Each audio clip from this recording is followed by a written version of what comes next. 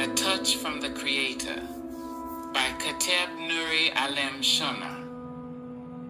My life is something you may not truly know, and even if you tried to capture it all, it would take 7 terabytes to hold the memories, the stories, the pain, the victories, the tears, the laughter, the lessons, and the blessings. I, Kateb, come to you today not as a man who is better than you, not as one who is perfect, not as one who knows everything or claims to hold wisdom above another, but as a humble writer who stands because the Creator has given me this assignment. I did not choose this calling. I did not chase after it as a child. Writing was not the dream of my boyhood or even the desire of my young manhood. No, I ran from the pen. I resisted it. I turned away from the pages that kept following me, thinking I could hide myself in other pursuits. But no matter how far I went, the Creator kept pulling me back. He always found a way to sit me down, to still my restless feet, to place me in the presence of words that demanded to be spoken, stories that refused to be buried, truths that would not be silenced. I ran, but he kept sending me Gabrielle. And before you dismiss me, before you shake your head with contradiction in your heart, let me explain. I do not mean Gabriel in the simple image many imagine. Gabriel to me is not bound in paintings or stories. Gabriel is a force, an energy, a vibration that carries the frequency of the divine. Gabriel is the reminder that the Creator is near, that inspiration is not random, but a heavenly spark, that revelation does not come from our minds alone, but from the breath of spirit that hovers in unseen places. Gabriel whispers when we want to quit. Gabriel shouts when we are too distracted to hear. Gabriel reminds me and reminds you, if you listen, that faith doesn't make sense, but it makes miracles. But here's the truth about us as humans. Gabriel speaks and we ignore. Gabriel nudges and we resist. We hear the soft call of guidance and we convince ourselves it's just our own thoughts. Pride creeps in like smoke, telling us, I did this. I made it happen. I am self-sufficient. I need no one's direction but my own. Pride wears a crown that shines in the sun, but rots in the shadows. I wore that crown once, and the scars it left on me are ugly. Trust me, I could show you those scars, and you would see how pride lowers your vibration, how it makes you stumble in darkness while pretending to walk in light. But the prayers of my grandmother and mother held me when I didn't know how to hold myself. My grandmother, Celestine, prayed for me every day of her life. My mother, Marva, prayed for me in the midnight hours when the world was quiet, and in the early mornings when dew still kissed the grass. Their voices lifted me even when I was wandering, even when I was running. And before she left this earth, my grandmother spoke words to me that still echo through my bones. The Creator gives his strongest soldiers assignments. Kateb, I can't do God's work. I have to let him do his work. I pray for wisdom, not for money. You must let God fix your problems. She also warned me with another truth, that time itself has proven over and over. The devil will tell you 99 truths just to get you to fall for one lie. And how many times have I lived to see that play out? The enemy will clothe deception in garments of truth. And if your eyes are not sharpened by wisdom, you'll take the bait, thinking it is good. But wisdom Wisdom born of prayer, of humility, of brokenness is the light that reveals the hidden hook in what looks harmless. I will not pretend to you that my life has been easy. I have faced storms that tried to sweep me away. Winds have tossed me, carrying me from place to place with no rest. Waters have risen up, threatening to drown me in stress, depression, anxiety, hopelessness, and frustration. And there were nights when I thought I would not see the morning, and mornings when I did not know how I had survived the night. But through it all, the Creator never let me drown. My ship has been destroyed in storms, splintered and torn apart, but I have made it ashore clinging to broken pieces. And let me tell you, broken pieces are enough when the Creator is the current carrying them. It was His grace, always His grace. A touch from the Creator makes all the difference. My grandmother used to tell me stories, and there is one in particular that has never left me. It was the story of the fisherman, a folklore that was whispered in our family, a tale not written in books but carried in the hearts of those who knew how to listen. There was once a fisherman who lived by the restless sea.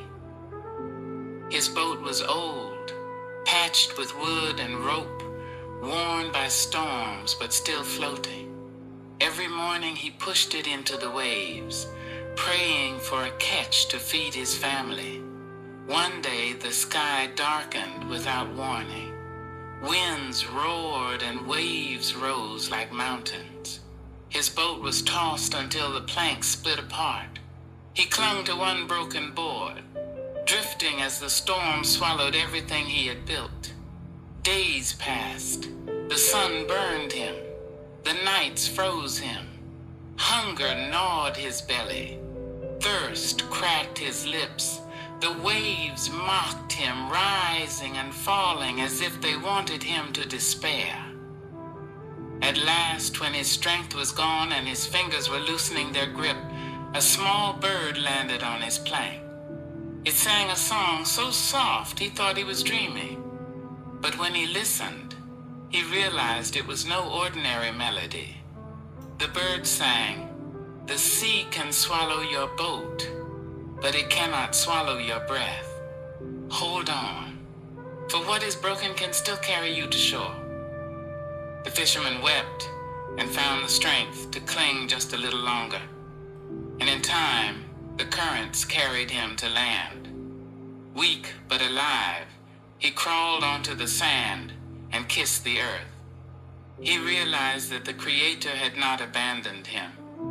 The storm had been his teacher. He learned that sometimes the boat must break so that you will learn the power of the hand that holds the sea. That story has become my story. I have been that fisherman. My boat has broken more times than I can count, but the broken pieces have carried me when I thought I was finished. The Creator's grace was the current, and His touch was the difference between life and death, between despair and survival. And so I stand before you today, not as a man untouched by storms, but as one shaped by them. Not as one who found strength in pride, but as one who learned humility through scars. Not as one who sought the pen, but as one who was hunted down by the pen, because the Creator would not let me run forever. If you take anything from my life, take this. Storms will come. Ships will break.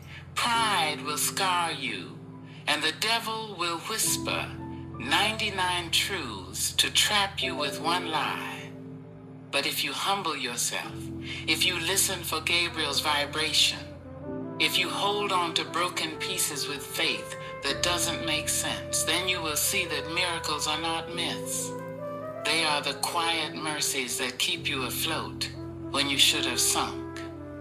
And when you finally reach the shore, battered but alive, you will know what I know. A touch from the Creator makes all the difference.